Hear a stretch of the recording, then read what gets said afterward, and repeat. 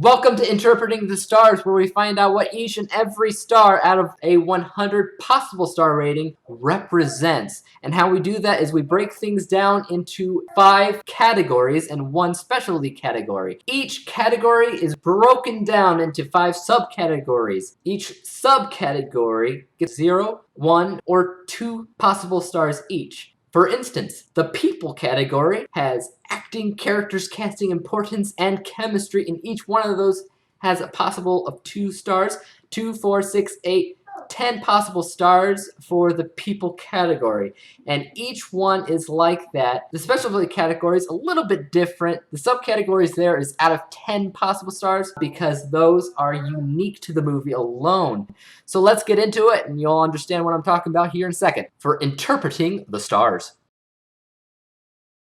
Thor Ragnarok, the latest addition to the MCU. It had a lot of things that I was worried about. Thor has never really been my favorite superhero, and I was extra worried about all of this goofiness centered around the trailers, trying to be more like Guardians of the Galaxy, changing its logo from being intense and epic to being retro font, and I was really worried about these things, but in the end I think it worked out for the better, and I'm really glad for that. It might actually be the best Thor in the whole trilogy for Thor, but we'll get into that in a little bit. So the first category is people, and the subcategories for people: characters, casting, importance, and chemistry.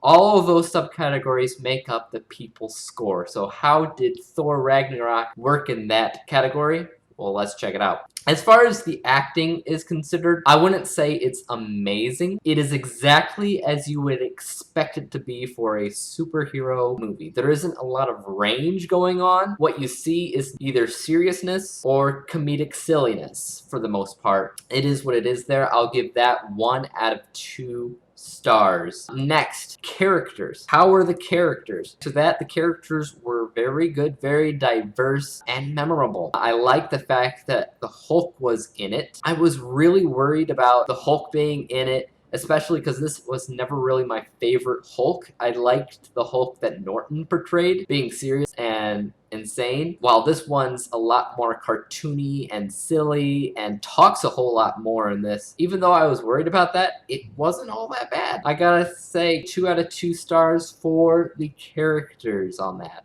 Next up, casting. When I say casting, I mostly mean, could somebody else play these roles? And I have to say, probably not. I really liked everybody that was portrayed here. I can't think of a single character in this that I didn't like. Pretty good casting, so 2 out of 2 stars for the casting. Importance. When I say importance, I want to say, does everybody add to the plot, or is it completely condensed down to, say, Thor and Hulk? No, it's not just Thor and Hulk. It's every single character adds to the plot. 2 out of 2 stars. Finally, how's everybody's chemistry with one another? A lot better than I thought it would be, especially because I'm not the biggest fan of Mark Ruffalo's Hulk. He does probably the best that he's ever done in the series thus far. His silliness works really well with Thor, and it kind of always has since the Avengers. I will definitely say everybody works really well together, so that's 2 out of 2 stars as well.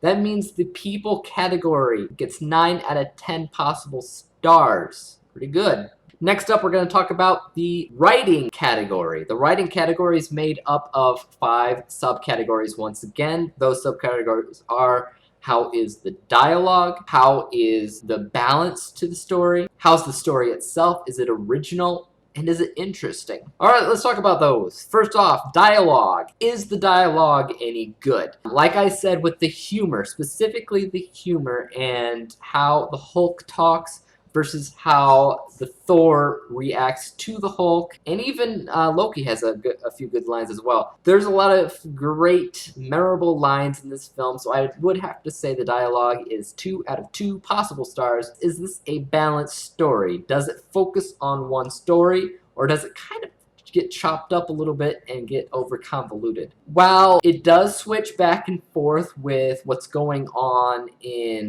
with Cate Blanchett's character and then this other Planet Hulk situation, it's all really about getting back to fighting Cate Blanchett for the most part. I was fighting with myself. I didn't know if I should say 1 out of 2 or 2 out of 2. But I think for the most part, it was centered around the whole Kate Blanchett thing, so 2 out of 2 possible stars for the balance. How is the story itself? I can't really say it has a lot of meaning to it or importance. It's a superhero movie that feels like a superhero movie. It's a lot of fun and everything, but it's not super deep or important or anything like that. So I have to say 1 out of 2 stars for this because how original is this? Well, obviously it is a Thor movie, but that being said, they took the Thor aspect, they made it quite different. They added a lot to it. They made it interesting. So as far as originality and interesting goes, both get 2 out of 2 stars there, which means the writing score was also 9 out of 10 possible stars. Off to a pretty good start here. Next up, we're talking about Behind the Scenes. Behind the Scenes has, once again, 5 subcategories, which breaks it down.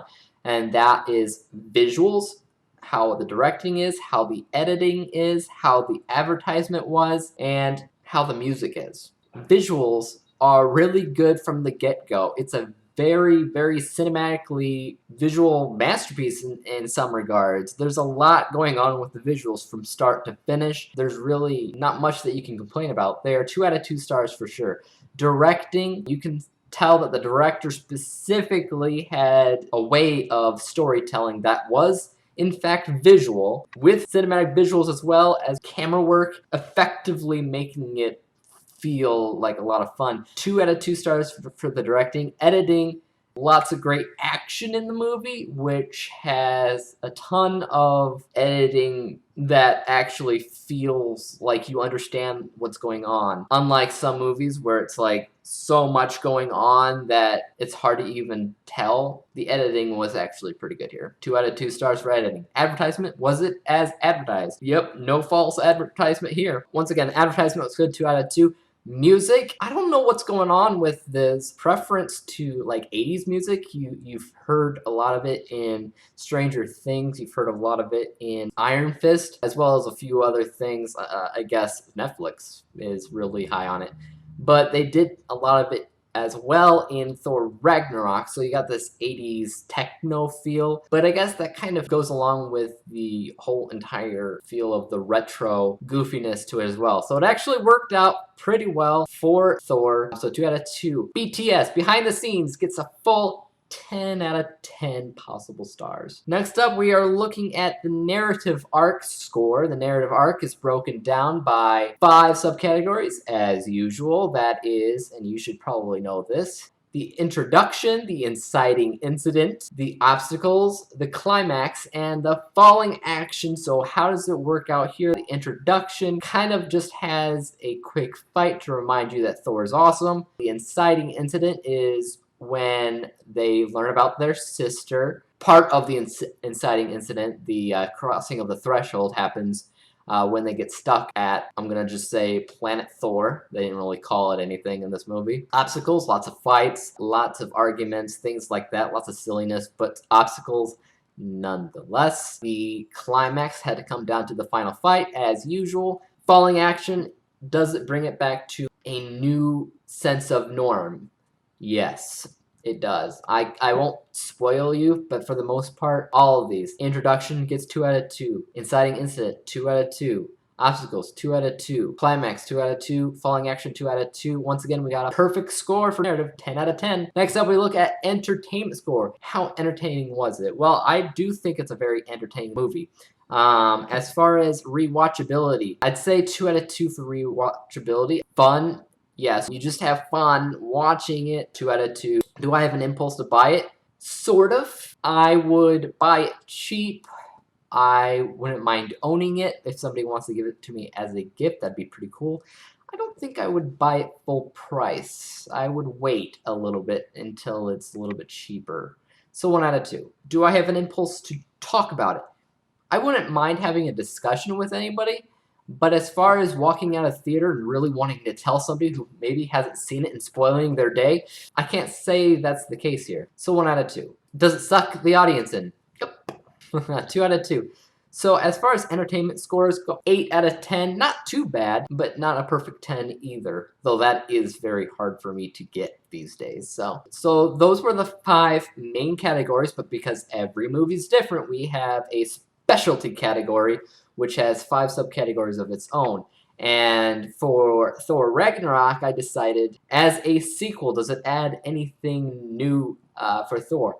Does it fit well and feel like it's a Thor movie? So franchise, universe, so how well does it fit with the MCU universe? You expect there to be a ton of good action in this movie, so how is the action? And finally, is it halfway decent? Did they do what they intended to do? Does it match their target audience?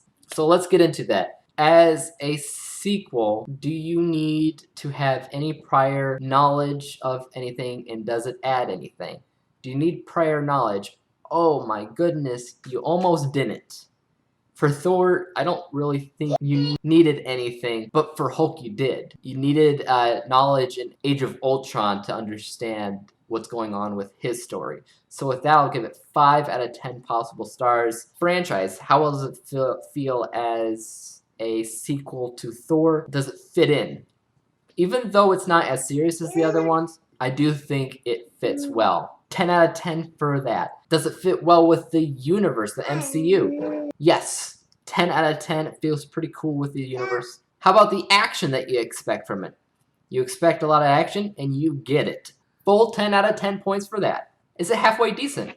Of course it is. Most MCU movies are. And it's no different here. It's more than halfway decent. It is fully decent, if not pretty awesome. And if we add up all of those stars, we have 91 out of 100 possible stars, so 91% if you want to take it that way. But that's it. I'll see you next time for Interpreting the Stars. I'm Dave. Peace out.